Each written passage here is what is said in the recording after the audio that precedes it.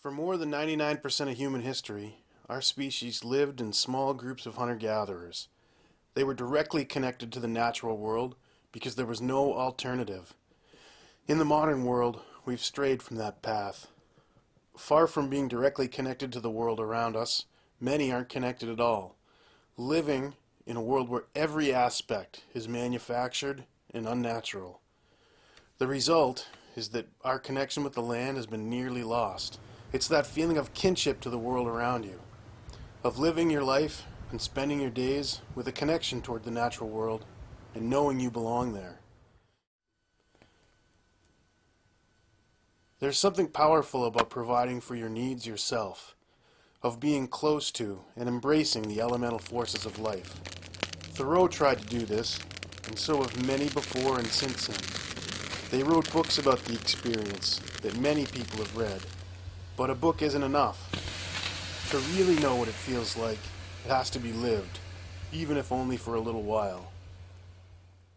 The way we do that is through bushcraft. What is bushcraft? If you cataloged the accumulated knowledge of a society that lives close to the land, most of it would have to do with understanding the natural world and how it works. Knowledge of plants and trees, animals, the weather, and all the intricacies of the world around them. The rest of that knowledge would consist of how they interact with the land. We call that bushcraft. So bushcraft is the active component of our interaction with the world around us. It's doing, building, making, and creating using the raw materials that Mother Nature provides. It's been called survival, woodcraft, and many other names over the years. It's a new kind of outdoor education that, when you think about it, is actually the oldest form of education there is.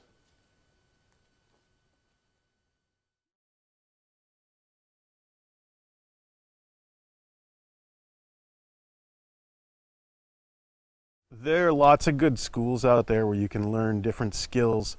The difference that we put into play is that people are actually out here living it on a day-to-day basis for an extended period of time. So it's not just about the skills, it's much more about the experience that the skills facilitate. Learning traditional wilderness skills eliminates a lot of the unnecessary barriers between you and the natural world. I mean, with modern gear, you can go stay in a remote place and never really interact with the land around you. So for us, it's much more of a holistic view in that people come and they live in a shelter they build themselves. You know, they're harvesting their wood off the land using simple tools. So the living is maybe even more of a lesson than the skills.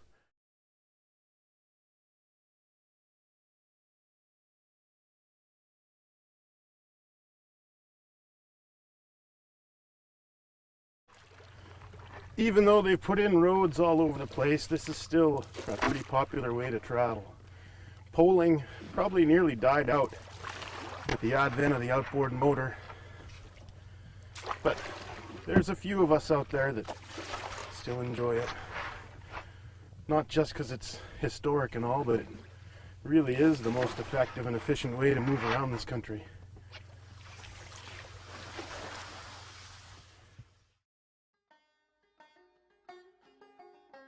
Although most people think of the Northeast as being one big city, this region is still pretty wild.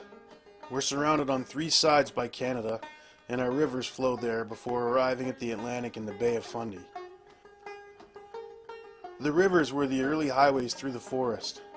In northern Maine, most of the rivers run north.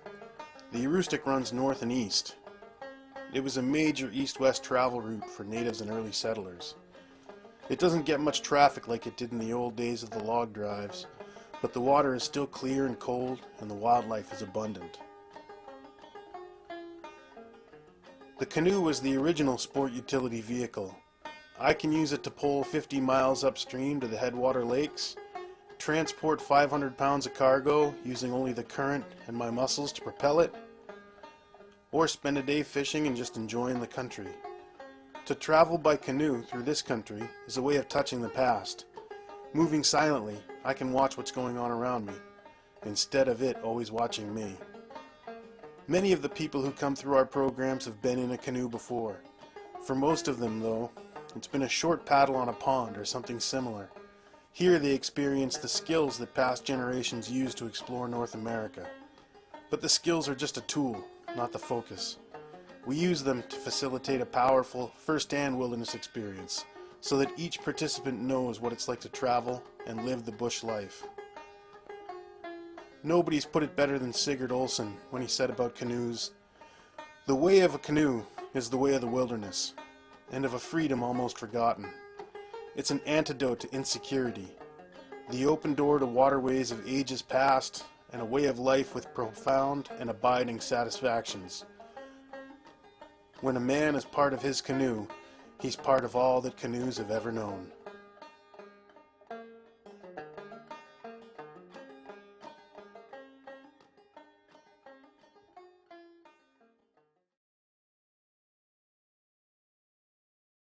During a typical fall semester course, the folks in the course will make a pack basket, a longbow, canoe paddle, pack frame, saw frame, a variety of different smaller crafts that they use on a daily basis.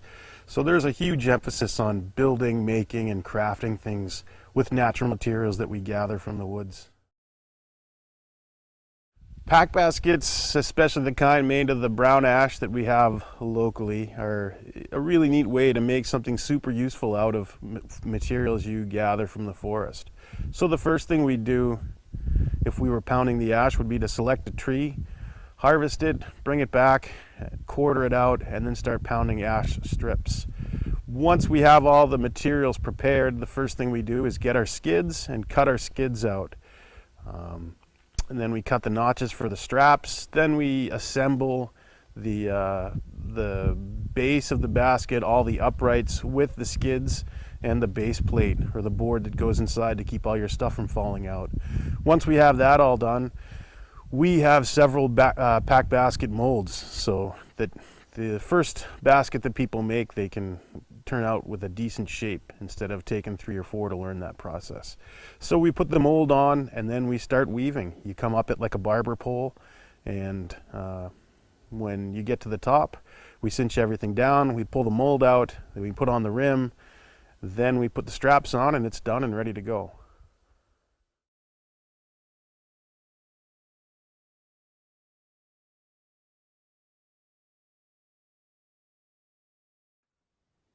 Matches weren't even invented until 1827 and didn't become safe to use on a regular basis until 1910.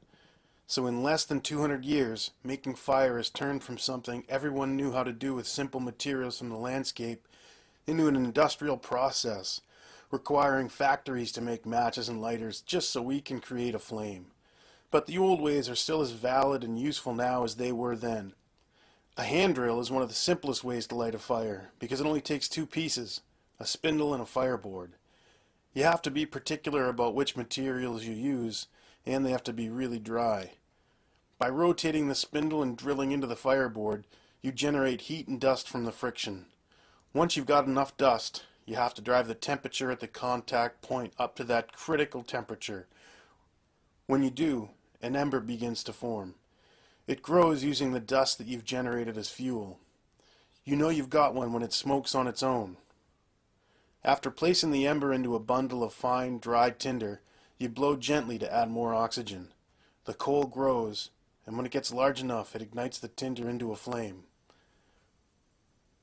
My advice to those new to this way of starting fires is to initially focus on having good form. Work at it every day for a few minutes until you can get a coal, and then get a coal a day. After a few months of this, you'll be well on your way. It's also important not to get cocky. Don't think you've mastered it until you've done it 1,000 times.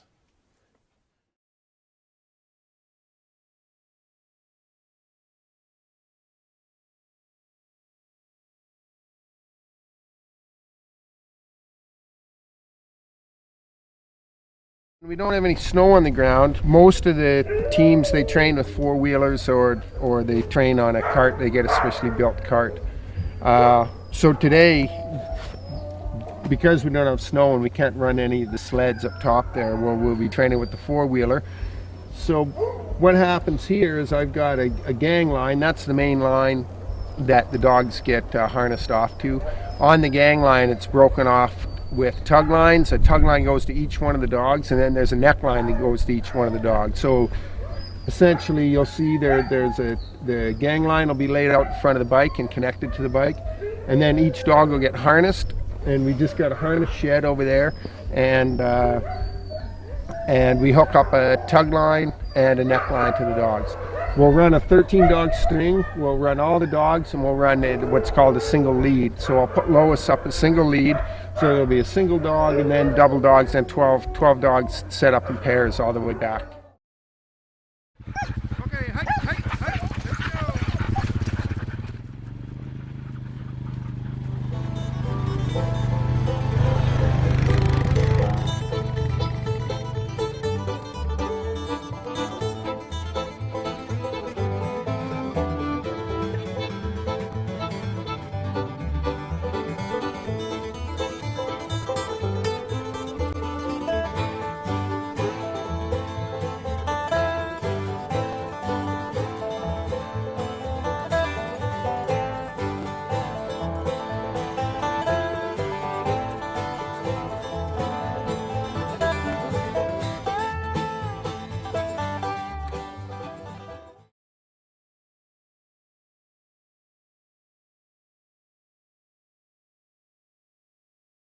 2009 marks our 10th anniversary. We run spring and fall semester courses in bushcraft and professional guide training, as well as a year-long program that ties them together to form a more complete learning experience. College credit is available in a variety of disciplines. There are a lot of schools where you can learn a variety of wilderness skills. Our focus is on using traditional skills to facilitate an authentic wilderness experience. We want our students to realize that they're a part of the natural world, not just an observer. By immersing themselves in the traditional skills of the North Woods, then using those skills to live the lifestyle, they walk away with a comfort, confidence, and connection to the forest that can be had in no other way. We view both the wild places and the experience of living there using bushcraft skills as intrinsically valuable. There's a difference between driving 10 miles and walking it. If you're walking, the smell of the air, the feel of the sunlight on your face, the coolness of the breeze, the fatigue of the exercise, and the feeling of accomplishment you get from doing it characterizes the experience. If you're driving, there's the air conditioner, radio, and all the moving parts of the car working together to get you there. You don't have to interact or experience the journey except for looking out the window. We choose the walking perspective. It's more work, but the benefits outweigh the costs, and self-reliance is its own reward. A year from now, do you want to look back with regret, knowing a year has passed and you're another year closer to death? Or would you rather look back with confidence and say you have lived a year?